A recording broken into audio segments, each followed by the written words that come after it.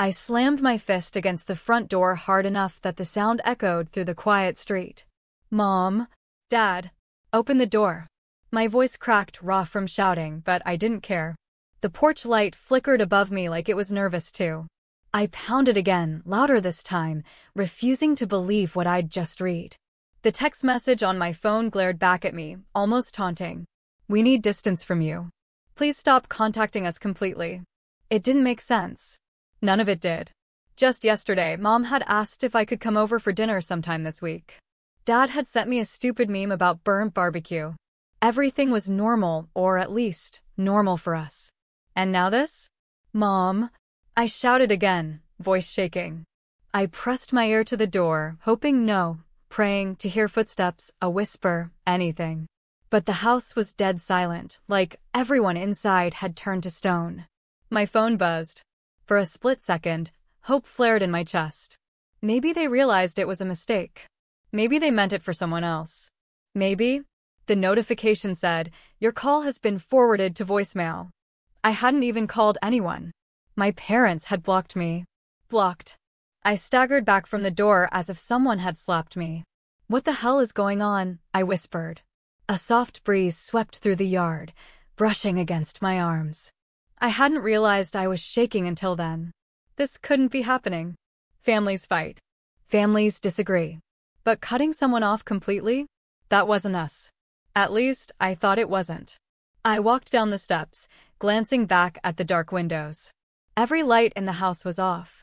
Like they knew I was coming. Like they were hiding. I climbed into my car and gripped the steering wheel with both hands. My breath came out quick and uneven. I kept replaying the text message in my mind, searching for clues, meaning, anything that would make this nightmare logical. I dialed my sister, Jenna. She always answered. Always. When her voicemail clicked in instantly, my stomach dropped. Blocked. She'd blocked me too. What is this? I muttered. What the hell did I do? I scrolled through my messages, searching for some argument I didn't remember, some angry conversation, anything. But there was nothing even close to deserving this. I hit call on Michael, my cousin. He picked up after a few rings. Hey, he said casually. What's up? Relief surged through me. Michael, thank God. Something's going on. My parents, they sent me this insane message telling me to stop contacting them. And I think they blocked me. Jenna too. There was a long pause. Too long.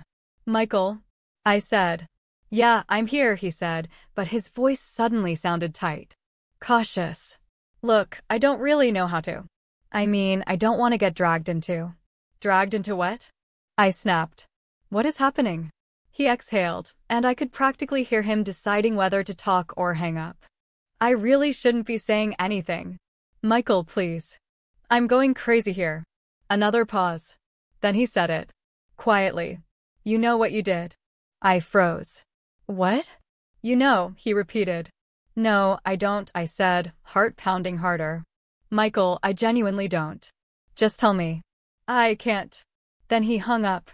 I stared at my phone, feeling like the world had tilted sideways. What did he mean I know what I did? I racked my brain until it ached, but nothing came up. No fights. No secrets. No explosion that could justify my entire family cutting me off like I was toxic. I threw the phone into the passenger seat and let out a harsh groan. Okay, breathe. I leaned back, forcing air into my lungs. If nobody's going to tell me, I'll find out myself. My chest tightened with fear and anger and disbelief all twisted together. This didn't feel like a misunderstanding. It felt deliberate. Coordinated. Someone had started something. I drove home in a haze of adrenaline and dread. The moment I stepped into my apartment, I paced, replaying every family interaction from the past month. Nothing stood out. Nothing even close to remotely wrong. My phone buzzed again. For one stupid second, I hoped it was Mom. Or Dad. Or anyone actually willing to explain. It was my friend, Chris. Dude, are you okay? His text read. My hands shook as I replied. What do you know? This time, he called me. I answered immediately. Bro, he said quietly. Your cousin just posted something about you. Ice flooded my veins. Posted what? A screenshot of. He hesitated. Chris, just tell me, I demanded. What did he post? Something about you betraying your family. He didn't say what you did, but there are comments. People are talking. I grabbed my laptop and opened Facebook, fingers trembling so hard I hit the wrong keys twice. My cousin's post was right at the top of my feed. Sometimes cutting off toxic people is the only way to heal, even if they're family. My name wasn't in it. But the comments were filled with vague hints. One said, I can't believe they did that. Another, wow, I thought they were better than that. And another, family doesn't turn on family for no reason. Each one was like a punch to the gut. I whispered, what do they think I did? The comment count kept climbing. My heart felt like it was being crushed in a vice. I refreshed the post again and again, unable to stop. People I hadn't spoken to in years were chiming in, agreeing, gossiping, acting like they knew me. And then I saw it. My sister, Jenna, had liked the post. That was the moment everything went cold inside me. Not angry. Not hurt. Just numb. I typed out a single message to her, even though I knew she had blocked me. Why are you doing this? The bubble didn't pop up. The message didn't go through. Nothing. I shut the laptop and buried my face in my hands. I had no idea what was happening, why everyone suddenly believed I was some kind of monster, or who had started the rumors. But I knew one thing. Someone in my family wanted me gone. And I was going to find out who and why. I barely slept that night. Every time I closed my eyes, I saw that text message. That stupid, emotionless sentence that detonated my entire life. I tossed and turned until the sun scraped across the blinds, but even the light didn't make anything feel clearer. I grabbed my phone and checked it immediately, hoping, just hoping, for any message that might explain something. Nothing. Not a word. Not a call. Not a text. Not even a notification. But there was a private message request on Instagram from my younger cousin, Lily. My pulse kicked up. Lily never got involved in family drama. She was the quiet one, the peacemaker. I opened it instantly. Are you okay? I don't believe what they're saying. My breath caught. I typed back fast. What are they saying? The typing bubble popped up, then disappeared. Came back. Disappeared again. She was wrestling with herself. Finally, she sent. I think someone said you stole money. I blinked hard. What? From who? I don't know. They won't say who told them either. Who's they? I demanded. She took a moment before responding. Everyone. The family group chat has been blowing up. My stomach twisted. I'm not in that chat. I know, she replied. They removed you. Removed me. Like I was trash they needed to take out. Lily, please, I typed quickly. Tell me everything. I need to know what's going on. This is insane. She hesitated again. I'll call you, she wrote. 2 seconds later, my phone rang. I answered immediately. Lily? She whispered, I can't talk long. Mom said to stay out of it. But they're all saying you stole from Grandpa. I felt like I'd been punched in the throat. Grandpa? Stole what? He doesn't even keep money in the house. That's what I said, she whispered. But Jenna told everyone you took something from his study and sold it. What? Sold what? I demanded, voice rising. I don't know, she said urgently. I just know that she and Aunt Marie were talking about it yesterday. Then this morning, Dad said your parents told him everything and that we shouldn't talk to you anymore. That my parents told him?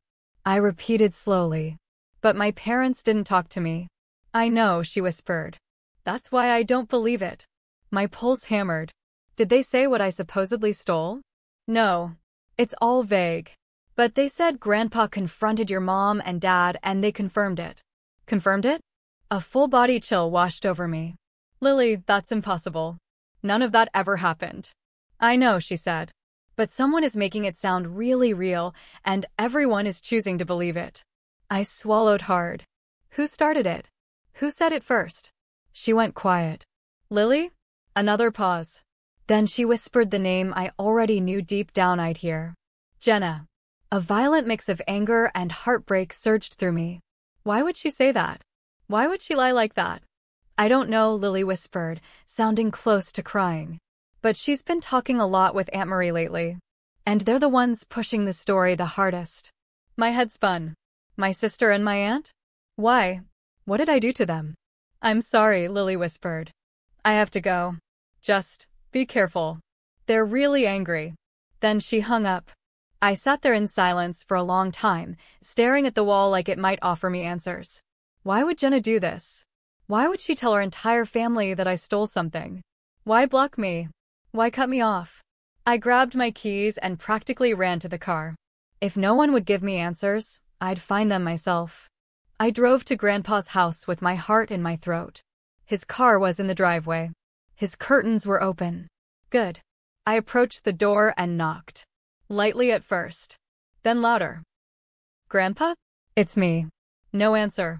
I knocked again, pressing my forehead against the door. Please just let me in. I need to talk to you. Still nothing.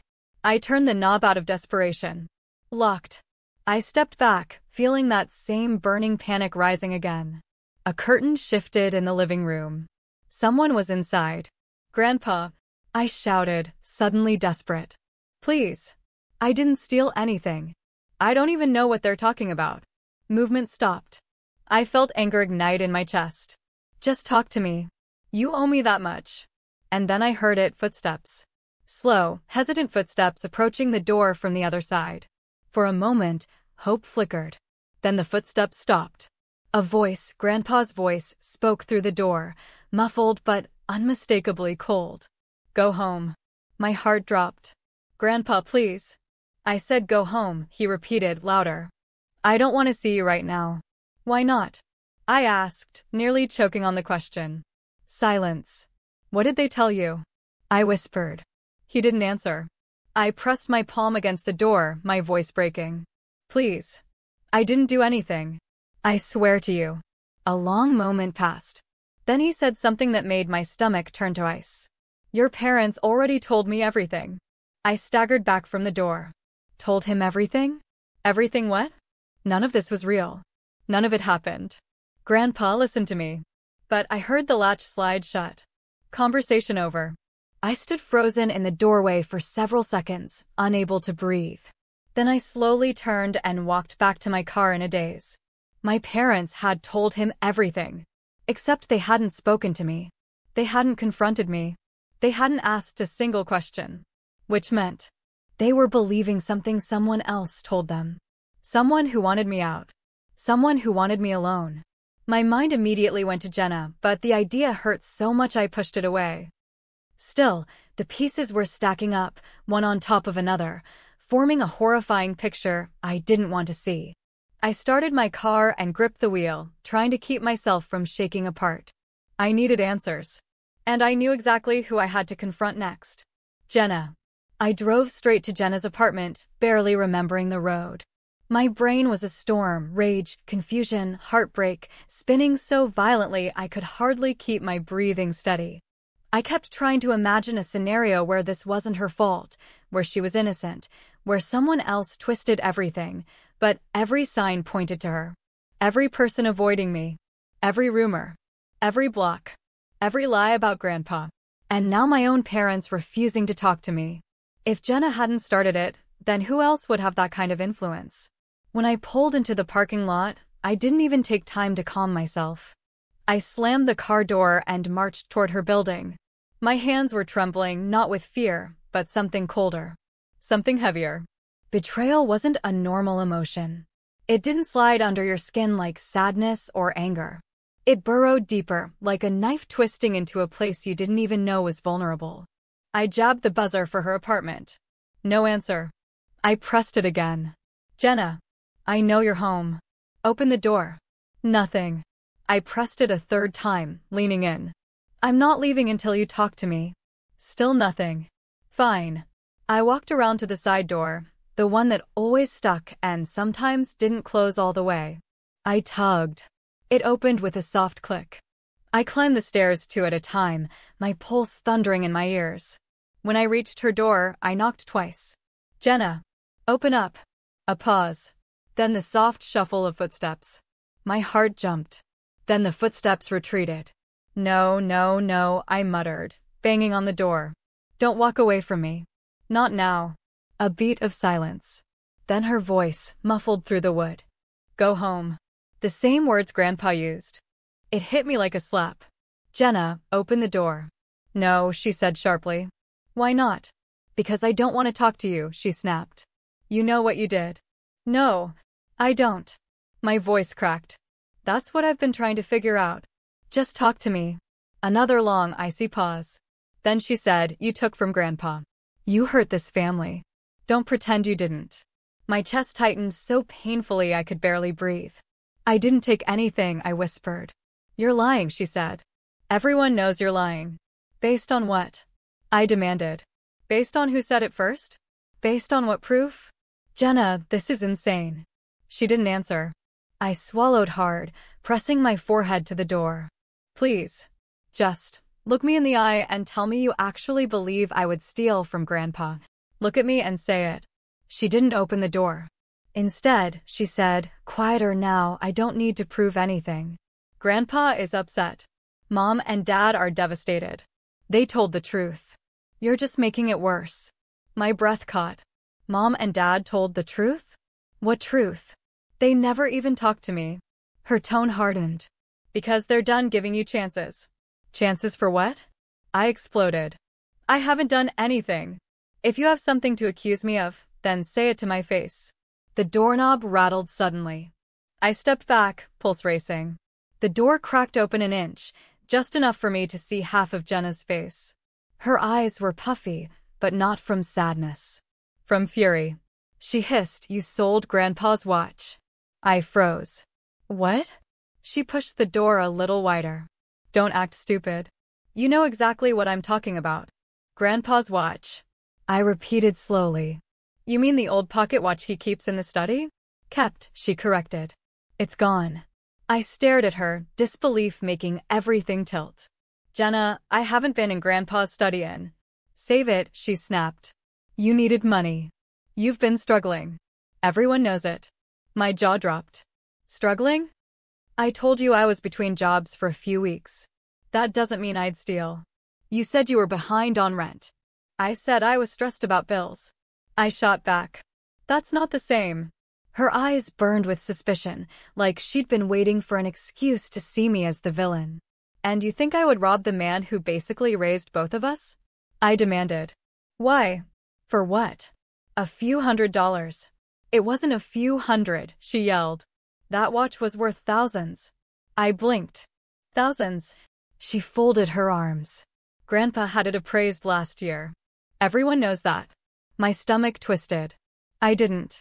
Because he never told me. Well, she said coldly, now it's gone. And you think I took it? You're the only one who's been over recently. That's not true. I fired back.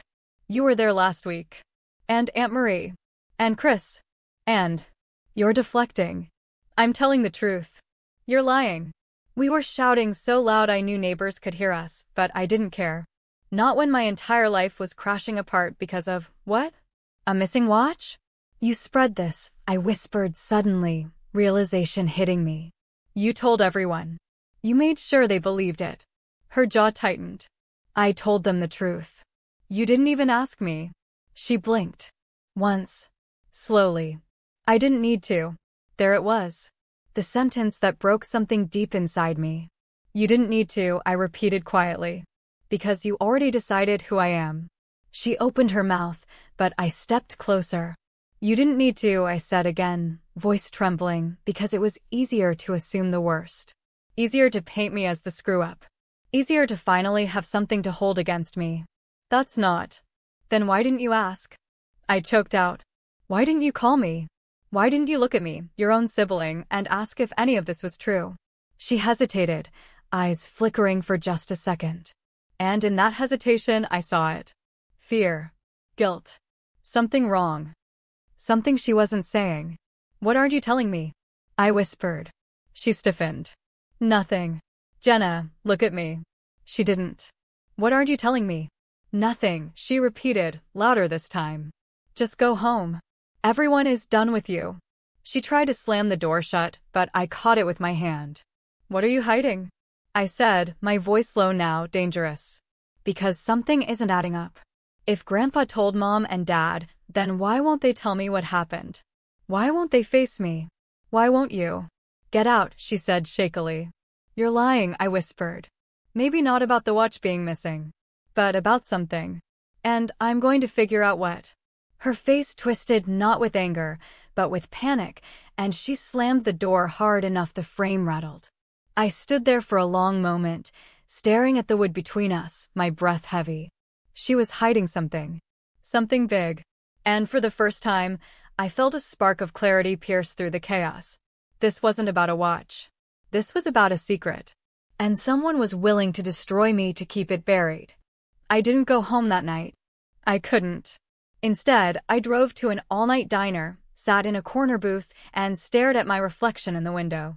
I looked like someone who'd just crawled out of a battlefield. My eyes were swollen, my hands still trembling. The waitress kept asking if I wanted a refill, and I kept saying yes, just to have something warm to hold on to. My whole world had twisted itself inside out in a single day. My own family had turned their backs on me based on a lie. A lie my brother created out of nothing but jealousy. How was I supposed to go back? How was I supposed to pretend any of this could be fixed? At some point, my phone buzzed. Another message from my mom. Come home. No apology. No explanation.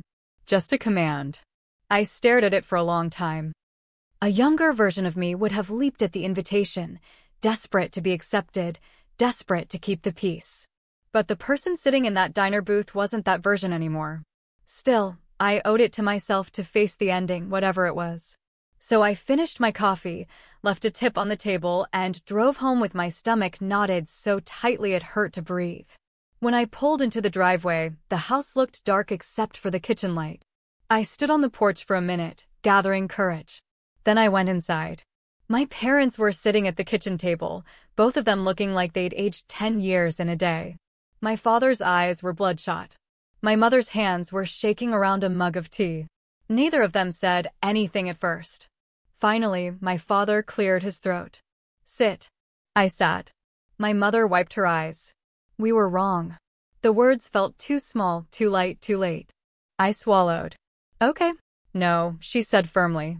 Not okay. Not remotely okay. What we did, what we believed, was unacceptable.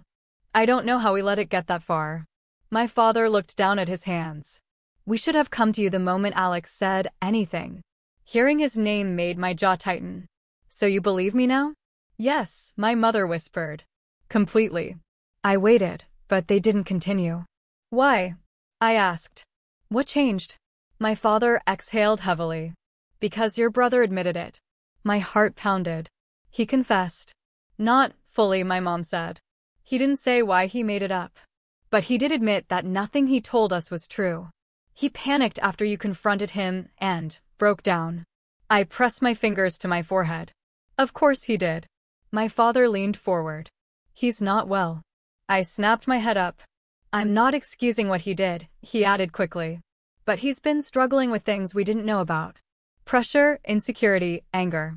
It doesn't justify what he did, but it explains how it got so twisted. I closed my eyes. Part of me wanted to scream. Another part wanted to laugh. My entire life had been flipped upside down, and the explanation was that he was insecure. My mother reached across the table and grabbed my hand. We're so sorry. And we want to make this right. I pulled my hand back gently. You can say sorry. But the truth is, you still believed him over me. My father flinched like I'd hit him. I continued, my voice shaking. You believed I stole from you. You believed I betrayed you. You believed I said things I never said. And the second he gave you a reason to cut me off, you didn't hesitate. My mother covered her mouth as tears slid down her cheeks. You're right. I understand being confused, I said. I understand wanting answers. But cutting me off? Blocking me? Sending that text? That wasn't confusion. That was a choice. My father nodded, his eyes red. We failed you. Silence filled the kitchen, heavy and suffocating. Finally, my mother whispered, we want you to stay here tonight. Please. I looked between them. They were hurting, genuinely hurting. But the pain they felt now was nothing compared to the pain they caused me. I stood slowly. I can forgive you, I said. But not today. Not like this. I need time. I need space. My mother choked out a sob. My father closed his eyes as if bracing himself. I picked up my keys. I love you both. But I can't stay here tonight. My father rose halfway out of his chair. Please. I'll call you, I said softly. Just, not yet. And then I left. The night air hit me like a wave as soon as I stepped outside. I stood in the driveway breathing deeply, letting the cool air calm the storm inside me. As I walked to my car, I saw movement near the side of the house. It was Alex. He was sitting on the curb, elbows on his knees, head in his hands. He looked small, defeated, broken. When he saw me, he stood up quickly. Wait, he said, voice cracking. Please. I stopped a few feet away from him but didn't move closer. He looked like he hadn't slept. His face was streaked with dried tears. I'm sorry, he whispered. I waited. I didn't mean for any of this to happen. I tilted my head. Didn't mean for it to happen, or didn't mean for it to blow up in your face? He winced, guilt twisting his expression. Both. I let out a bitter laugh. At least you're honest. He rubbed the back of his neck. I messed up. Really badly. I couldn't stand it anymore. Stand what? You, he said softly. Everyone comparing me to you. Everyone thinking you were the responsible one. The successful one. The one they could rely on. His voice cracked again. I just wanted them to see me for once. To care about me the way they cared about you. A hollow ache settled in my chest. So you tried to destroy me instead? I didn't mean to, he said desperately. It got out of control.